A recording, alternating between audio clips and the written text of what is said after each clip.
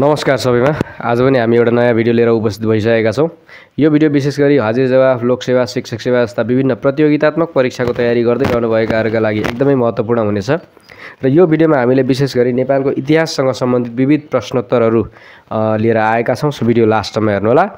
Video सुरु गरौँ पहिलो प्रश्नबाट। नेपालका प्रथम शहीद भनेर कसलाई चिनिन्छ? वीर बहादुर। अच्छा, गलत जवाफ। यसको सही जवाफ हो लखन थापा। लखन थापा है। त्यस्तै गरी नेपालको प्रथम वैज्ञानिक को हुन्? थाहा छैन। यसको सही जवाफ हो गेहेन्द्र शमशेर राणा। त्यस्तै गरी अर्को प्रश्न रहेको छ, जङ्गबहादुर राणा जीवित हुँदै प्रधानमन्त्री बन्ने अर्को राणा को थिए? बम बहादुर राणा। बम बहादुर राणा एकदमै सही जवाफ। त्यसै गरी अर्को प्रश्नतर्फ लागौँ। यो प्रश्नले भन्छ, नेपालको इतिहासमा कला बहादुर भनेर कसलाई चिनिन्छ? खोइ थाहा भएन। यसको सही जवाफ हो माथवर सिंह थापा। माथवर सिंह थापा है त। त्यस्तै गरी अर्को प्रश्न रहेको छ, शमशेर उपाधि धारण गर्ने पहिलो व्यक्ति को हुन्? धीरजंग कुँवर। एकदम सही जवाफ, धीरजंग कुँवर नै हो। त्यस्तै गरी अर्को प्रश्न रहेको छ, प्रजा परिषदको स्थापना कुन राणा प्रधानमन्त्रीको पालामा भएको थियो? युद्ध शमशेर। एकदमै सही जवाब, युद्ध शमशेर नै हो। त्यस्तै गरी अर्को प्रश्न रहेको छ, भण्डारखाल पर्वलाई अर्को कुन नामले पनि चिनिन्छ? बस्नेत पर्व। बस्नेत पर्व एकदमै सही जवाब, बस्नेत पर्व नै हो। त्यस्तै गरी अर्को प्रश्न रहेको छ, नेपालको पहिलो उप प्रधानमन्त्री को थिए? सुवर्ण शमशेर। सुवर्ण शमशेर एकदमै सही जवाब, सुवर्ण शमशेर। त्यस्तै गरी अर्को प्रश्न रहेको छ, नेपालको पहिलो युवराज धिराज र महाराजा धिराज उपाधि धारण गर्ने राजा को हुन्? यो भनेको अंशु वर्मा। अंशु वर्मा एकदमै सही जवाब। अंशु वर्माले चाहिँ सर्वप्रथम युवराज धिराज र महाराजा धिराजको उपाधि धारण गरेका थिए। त्यस्तै गरी अर्को प्रश्न रहेको छ, लिच्छवी कालमा दुलाहा खोजेर ल्याई विवाह गर्ने प्रथालाई के भनिन्थ्यो? डोलाजी। डोलाजी एकदमै सही जवाब, डोलाजी। नेपालमा दास राख्ने प्रथा कहिले अन्त्य भएको घोषणा भएको थियो? यो भनेको 1981 मा। 1981 मा एकदमै सही जवाब, 1981 मा नै हो। त्यस्तै गरी अर्को प्रश्न रहेको छ, सरकारी कार्यालयमा शनिबार बिदा दिने चलन कसले चलाएका थिए?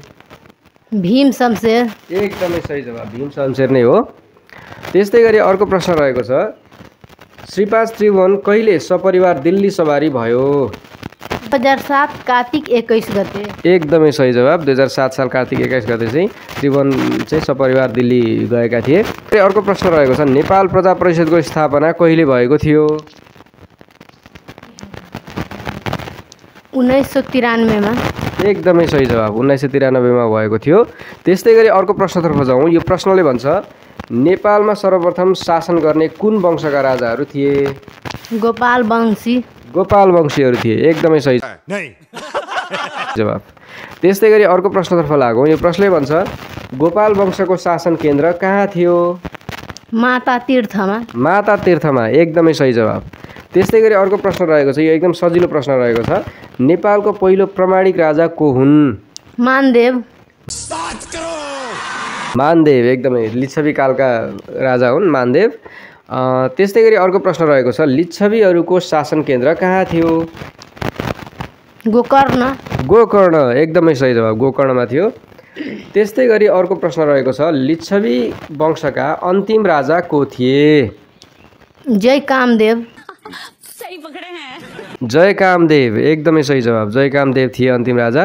त्यस्तै गरी अर्को प्रश्न रहेको छ, रानी पोखरीको वास्तविक नाम के थियो? यो भनेको विष्णु तीर्थ। विष्णु तीर्थ एकदमै सही जवाब, विष्णु तीर्थ नै हो। त्यस्तै गरी अर्को प्रश्न रहेको छ, मध्यकालमा दौडाहा टोलीका प्रमुखलाई के भनिन्थ्यो? यो भनेको छरीदार। छरीदार एकदमै सही जवाब, छरीदार नै भनिन्थ्यो। त्यस्तै गरी अर्को प्रश्न रहेको छ, मानदेवका छोराको नाम के थियो? कहना क्या चाह रहे हैं भाई आप? महिदेव। एकदमै सही जवाब, महिदेव नै हो। त्यस्तै गरी अर्को प्रश्न रहेको छ, 4 शहीदहरूमा धर्मभक्त माथेमालाई कहिले मृत्युदण्ड दिइएको थियो? 1997 माघ 12। बात तो सही है एकदमै सही जवाब। माघ 12 गते दिएको थियो 1997 सालमा। त्यसै गरी अर्को प्रश्नतर्फ लागौँ। 1997 सालमा मृत्युदण्ड दिइएका 4 शहीदहरूमा सबैभन्दा कम उमेरका शहीद को हुन्? गङ्गालाल श्रेष्ठ। गङ्गालाल श्रेष्ठ, एकदमै सही जवाफ, गङ्गालाल श्रेष्ठ। त्यस्तै गरी अर्को प्रश्न रहेको छ। नेपाल राष्ट्र ब्याङ्कले नोट निष्कासन गर्नु पूर्व नोट, मुद्रा, सिक्का निष्कासन कुन निकायबाट हुन्थ्यो? मै भनिदिन्छु। यसको सही जवाब रहेको छ सदरमुलुकी खाना। त्यस्तै गरी अर्को प्रश्न रहेको छ। छोराछोरीलाई बन्धक राख्ने प्रथाको अन्त्य कसले गरेका थिए? भीमसेन थापा। भीमसेन थापाले गरेका थिए, एकदमै सही जवाफ। भीमसेन थापाले छोराछोरीलाई बन्धक राख्ने प्रथाको अन्त्य गरेका थिए। त्यस्तै गरी अर्को प्रश्न रहेको छ। त्यस्तै गरी अर्को प्रश्नले भन्छ जङ्गबहादुरको बाल्यकालको नाम के थियो? वीर नरसिंह कुँवर। एकदमै सही जवाब, वीर नरसिंह कुँवर नै रहेको थियो। त्यस्तै गरी अर्को प्रश्नले भन्छ गुहेश्वरीको मन्दिर कसले स्थापना गर्न लगाएका हुन्? यो भनेको प्रताप मल्ल। प्रताप मल्लले लगाएका हुन्, एकदमै सही जवाब। हामीले आजको भिडियो यहीँ समाप्त गर्ने निधो गरेका छौँ। आशा छ भिडियोले तपाईँलाई मद्दत पुगेको होला। हाम्रो भिडियोलाई तपाईँले अडियो फर्मेटमा अथवा पोडकास्टको रूपमा पनि सुन्न सक्नुहुन्छ। काम गर्दै अथवा अन्य काम गर्दै यो भिडियोलाई सुन्दै गर्न पनि सक्नुहुन्छ।